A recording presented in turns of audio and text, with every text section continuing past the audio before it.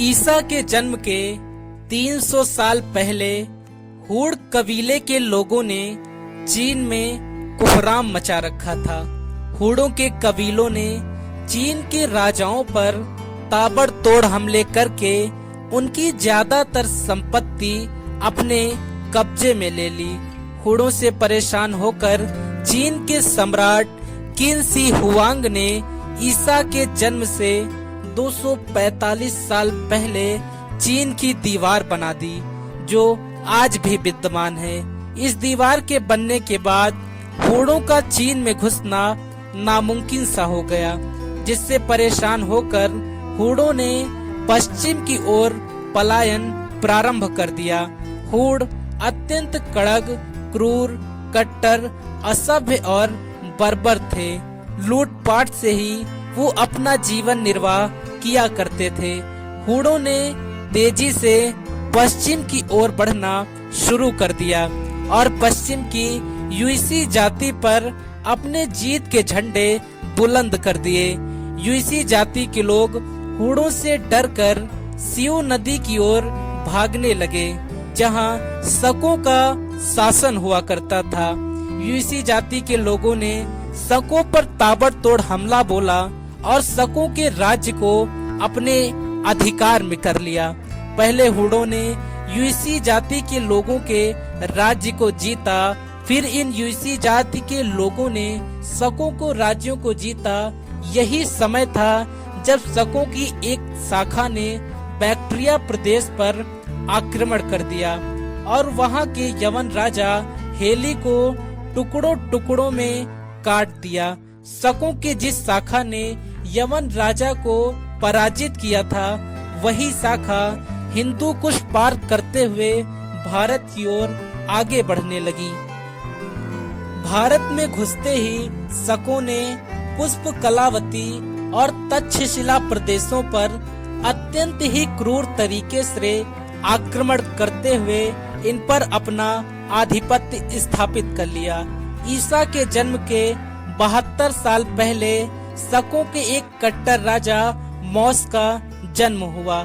यही शक राजा मौस था जो अत्यंत क्रूर व निर्दयी शासक था।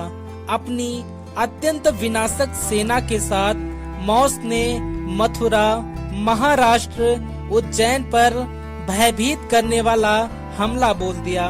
उज्जैन पर जीत के बाद शकों ने शक संवत की शुरुआत की। तीनों लोकों के अधिपति महादेव शिव को मानने वाले ये शक संपूर्ण भारत पर अपनी विजय पताका फहराना चाहते थे, पर शक इस बात से अनजान थे, उस वीर से अनजान थे जो मालव देश में बैठा शकों की नस्लें खत्म करने की कस्में खा रहा था, जो अत्यंत विद्वान, कट्टर, बाहुबल के साथ अपनी सेना का निर्माण कर रहा था। शकों की जड़ें हिला देने की कौवत रखने वाले उस देवतुल्य महामानव का नाम था वीर विराट सम्राट विक्रमादित्य उर्फ महाराज विक्रमसेन। कौन थे ये वीर जिसे दुनिया ने विक्रमादित्य के नाम से नवाजा? सम्राट विक्रमादित्य आज से 250 साल पहले सम्राट ने 100 वर्षों तक शासन किया। उन्होंने दुनिया पर अपनी जीत के झंडे बुलंद किए। उस काल में सम्राट के नाम से दुनिया भर के लोग परिचित हुआ करते थे। अपने समय के महान वीर योद्धा भी विक्रमसेन के आगे खड़े होने से डरते थे। उनको परास्त करने की क्षमता किसी में नहीं थी। विक्रमादित्य भारत की प्राचीन नगरी उज्जैन के राज सिंहासन पर बैठा करते थे। उन्होंने भारत भूमि से शकों का समूल विनाश कर दिया। अयोध्या के राजा प्रभु श्री राम के पद चिन्हों पर चलते हुए विक्रमसेन ने अपने राज्य में राम राज्य की स्थापना की। जब शकराज मौस ने अपनी क्रूर सेना के साथ उज्जैन पर हमला किया, तो उस समय उज्जैन के सिंहासन पर विक्रमादित्य के पिता महेंद्रदित्य का शासन हुआ करता था।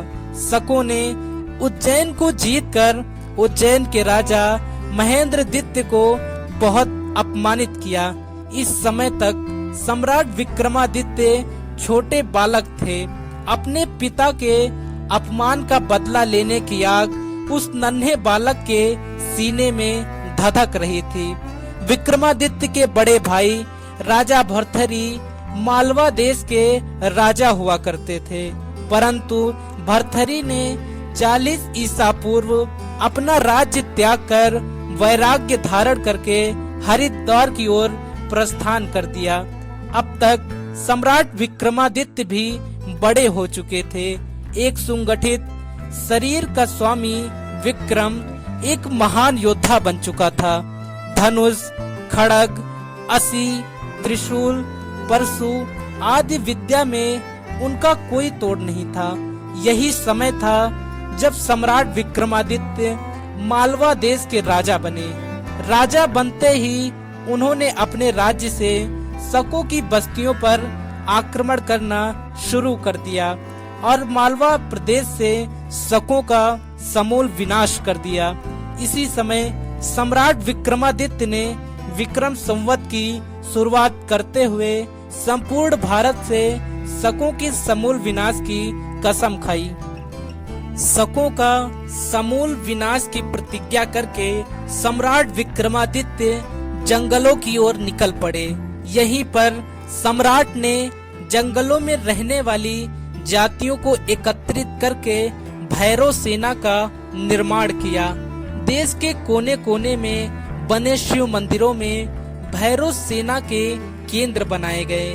कहते हैं कि ये भैरव सेना काल का दूसरा रूप थी।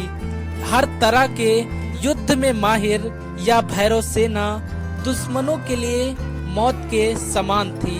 इस समय सम्राट विक्रमादित्य के पास विश्व की सबसे शक्तिशाली सेना थी, जो अपने अंतिम परिणाम में मात्र जीत ही चाहती थी। इसी सेना के साथ सम्राट विक्रमादित्य ने भारत भूमि को विदेशी शासकों से मुक्त कराने के लिए एक अभियान चलाया। इसी समय उज्जैन के महाकुंभ का समय आया। संपूर्ण भारत की भैरव सेना उज्जैन पहुंची। महाकुंभ का स्नान होते ही ये भैरव सेना शकों पर काल बनकर टूट पड़ी। इस समय संपूर्ण भारत में 4 महाशक राज्यों का राज था। भैरव सेना ने इन चारों शक राजाओं को बंदी बनाकर सम्राट विक्रमादित्य के समक्ष उज्जैन में प्रस्तुत किया। यहीं पर इन शकों को समाप्त कर दिया गया। भैरव सेना ने संपूर्ण भारतवर्ष में ऐसी विजय पताका फहराई कि भारत के चप्पे चप्पे से शकों का नाश कर दिया। इन्हीं 40-50 वर्षों में राजा विक्रमसेन ने अखंड भारत पर एक छत्र शासन स्थापित करके विक्रमादित्य की उपाधि ग्रहण की। अरब तक फैला था सम्राट विक्रमादित्य का शासन।